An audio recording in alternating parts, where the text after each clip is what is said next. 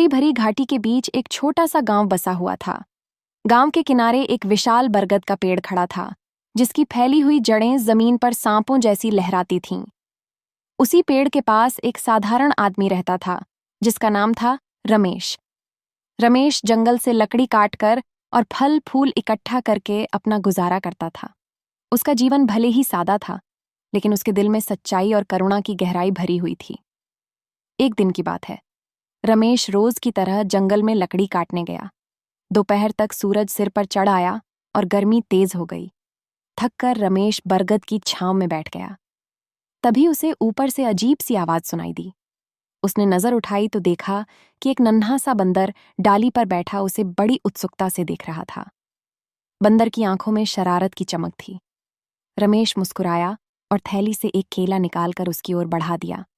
बंदर पहले थोड़ा झिझका, पर धीरे धीरे नीचे उतर आया और रमेश के हाथ से केला ले लिया।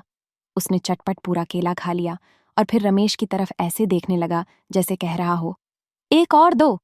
रमेश हंस पड़ा और उसे दूसरा केला भी दे दिया। उसी पल से उनकी दोस्ती की शुरुआत हो गई।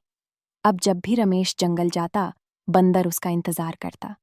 कभी वह डालियों से झूलते हुए उसके पीछे पीछे आता, तो कभी उसके कंधे पर चढ़कर बैठ जाता। रमेश ने उसे प्यार से नाम दिया, मोती। धीरे धीरे रमेश और मोती की दोस्ती पूरे गांव में मशहूर हो गई। बच्चे अक्सर उन्हें साथ खेलते देखते। कभी मोती रमेश का बोझ हल्का करने के लिए लकड़ी उठाने लगता, तो कभी पानी के घड़े को संभाल लेता। गांव वाले आश्चर्य करते कि इंसान और जानवर के बीच इतनी गहरी समझदारी कैसे हो सकती है। लेकिन असली परीक्षा तब आई जब गांव पर एक बड़ी मुसीबत टूट पड़ी। बरसात का मौसम था। गांव की बगल से बहने वाली नदी अचानक तेज बारिश से उफान पर आ गई। किनारे बने घरों में पानी घुसने लगा। लोग अपने अपने सामान के साथ ऊंची जगहों की ओर भागने लगे। तभी अफरा तफरी में किसी ने देखा कि एक नन्ही बच्ची तेज बहाव में फंस गई है। चारों ओर शोर मच गया, पर कोई भी नदी की धार में उतरने की हिम्मत नहीं जुटा पा रहा था। रमेश का दिल दहल उठा। वह बच्ची गांव के मुखिया की थी। रमेश ने पानी में कूदने की ठानी, मगर धारा इतनी तेज थी कि वह आगे नहीं बढ़ पा रहा था। ठीक उसी क्षण मोती पेड़ों से झूलता हुआ आया। उसने स्थिति समझी और बिना एक पल गंवाए पानी में छलांग लगा दी। मोती तैरता हुआ बच्ची तक पहुंचा। उसने अपनी मजबूत बाहों में उसे थाम लिया और पीठ पर बिठा लिया। फिर लहरों से जूझते हुए किनारे की ओर तैरने लगा। रमेश भी मदद के लिए आगे आया और दोनों मिलकर बच्ची को सुरक्षित बाहर ले आए। गांव वालों की आंखें नम हो गईं। सबने तालियां बजाईं और खुशी से चिल्लाए। गांव का मुखिया दौड़कर आया और रमेश व मोती दोनों को गले लगा लिया। उस दिन के बाद से गांव की नजरों में यह जोड़ी केवल दोस्त ही नहीं रही, बल्कि नायक बन गई। समय बीतने के साथ रमेश और मोती का रिश्ता और गहरा हो गया। रमेश थक जाता तो मोती उसकी गोद में बैठकर सुकून देता। रमेश उदास होता तो मोती अपनी शरारतों से उसे हंसा देता।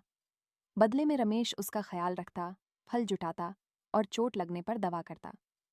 धीरे धीरे गांव के लोग भी समझने लगे कि इंसान और जानवर के बीच भी सच्ची दोस्ती हो सकती है। मोती की बहादुरी ने सभी के दिलों में जगह बना ली। बच्चे उसके साथ खेलते और गांव की औरतें उसे खाने पीने को देतीं।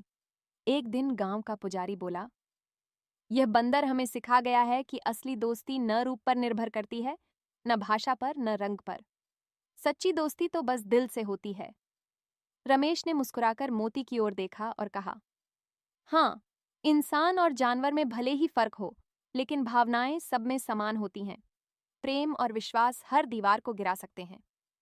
बरगद का वही पेड़ जिसने उनकी दोस्ती देखी थी, अब गांव वालों के लिए पवित्र बन गया। लोग वहां पूजा करने लगे और कहते, यहीं से इंसान और बंदर की सच्ची दोस्ती की शुरुआत हुई थी। धीरे धीरे रमेश और मोती की कहानी दूर दूर तक फैल गई। जो भी यात्री या व्यापारी गांव से गुजरता, गांव वाले उसे यह किस्सा सुनाते, और सुनने वाले हर किसी के दिल में यह बात बैठ जाती कि सच्ची मित्रता की कोई सीमा नहीं होती। इस तरह एक साधारण आदमी और एक चंचल बंदर की दोस्ती ने पूरे गांव को इंसानियत और करुणा का पाठ पढ़ाया। और उनकी यह कहानी आज भी याद की जाती है। जब कोई पूछता है, सच्चा दोस्त कौन होता है,